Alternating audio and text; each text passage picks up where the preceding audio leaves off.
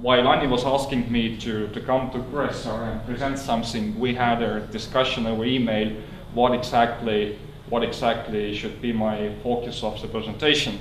And once I had a professor in university when I was still studying, and he said that if you become a professor, you have to have 3 presentations ready in your drawer, so to say. Whenever you ask to present on something, you can choose one of them and then just modify the title and then give a presentation. And well, Anni started with proposing me a couple of topics which I didn't feel very comfortable with. So during the course of negotiation, I moved to the term of clusters and innovation. And the reason why I did it was that indeed the topic of how to promote innovation and how to promote innovation through clusters is a topic which I'm dealing with on daily basis. And I'm a founder of a consultancy company which is called Baltic Innovation Agency, which is specialized mostly on innovation, technology, and cluster management. We do projects from technology transfer to kind of cluster management.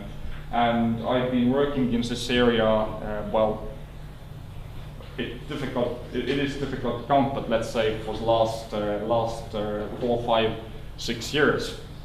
I do have a practical experience managing some of Estonian clusters. I'm currently managing an Estonian ICT cluster, which is supported by a national cluster program, and I've been also involved in advising some of the other cluster initiatives in Estonia.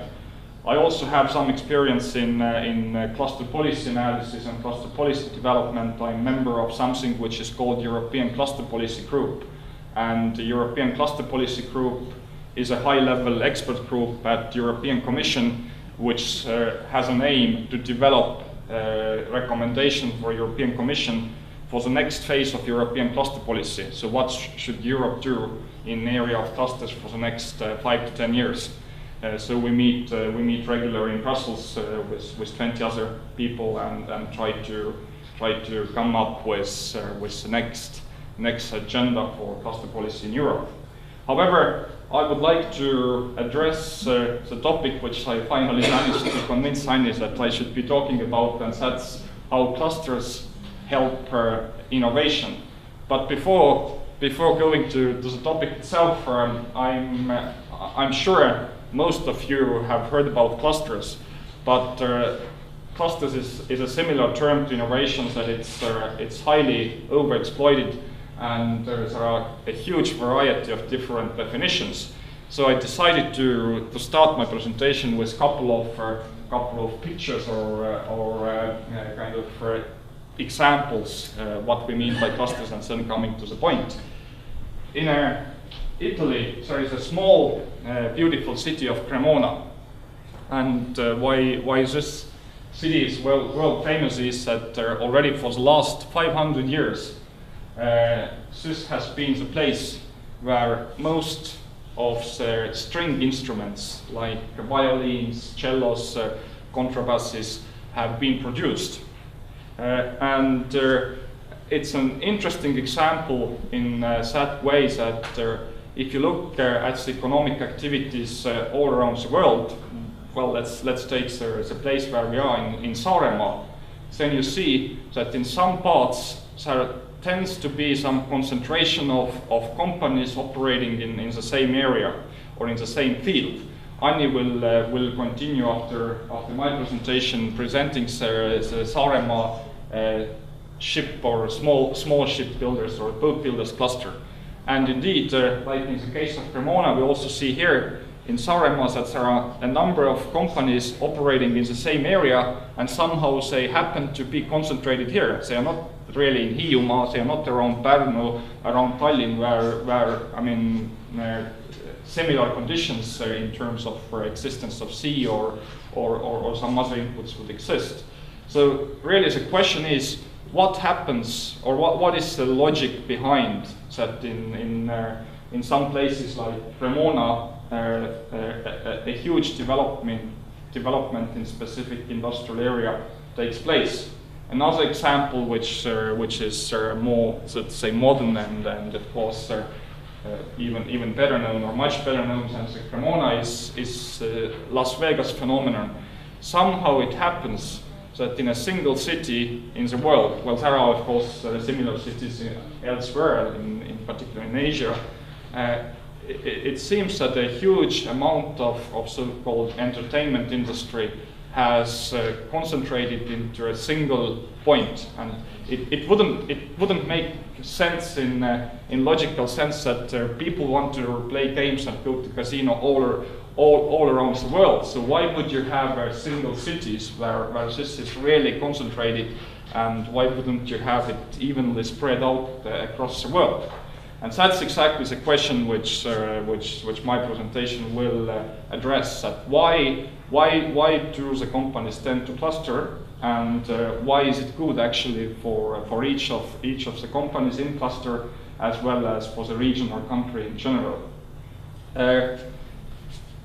Just to keep it simple and frame it into a nice definition, I have chosen then a definition by a professor from Harvard Business School called Michael Porter, who is the founder of the contemporary cluster theory. But like Indrek started with the questions that who is actually the founder of term innovation. Obviously, the clusters as such have been around for many thousand years, so it's not a modern economic phenomenon. It's a traditional economic behavior, so to say. And nowadays we are speaking about clusters as geographic concentration of interconnected companies and other institutions like universities, vocational education schools, risk capital firms, and so on, which operate or exist in a way that it is beneficial in terms of increasing the competitiveness of companies in this area. And of course, that's why the cluster policies, so to say, have become increasingly popular in European level, on national level, and on regional level. So we know that economic growth is mostly dependent on the competitiveness, the ability to sell your products. Competitiveness is basically as defined as ability to sell your products. And that's what makes economy grow. And we also know that competitiveness is mostly linked to innovation capacity. So the more innovation you have in a company, the more competitive the products tend to be. So it's a kind of simple value chains that we have innovation capacity, we have productivity, and then we have prosperity or wealth for the region or company concerned. Now, from the recent research, we also see that there is a strong correlation between the existence of clusters and the level of innovation in a region. This is one measure which has been measured that on one axis you have the number of clusters or existence of clusters, and another one you have the number of patents in a region, just simplified way, and you see a very clear correlation tending to indicate that if you have strong clusters, you also have a strong level of innovation. So clusters, basically, you could put an equal sign between the clusters and innovation. So in a way, I could stop here my presentation and say that well, everything is simple and easy. We have found the solutions to most of our problems.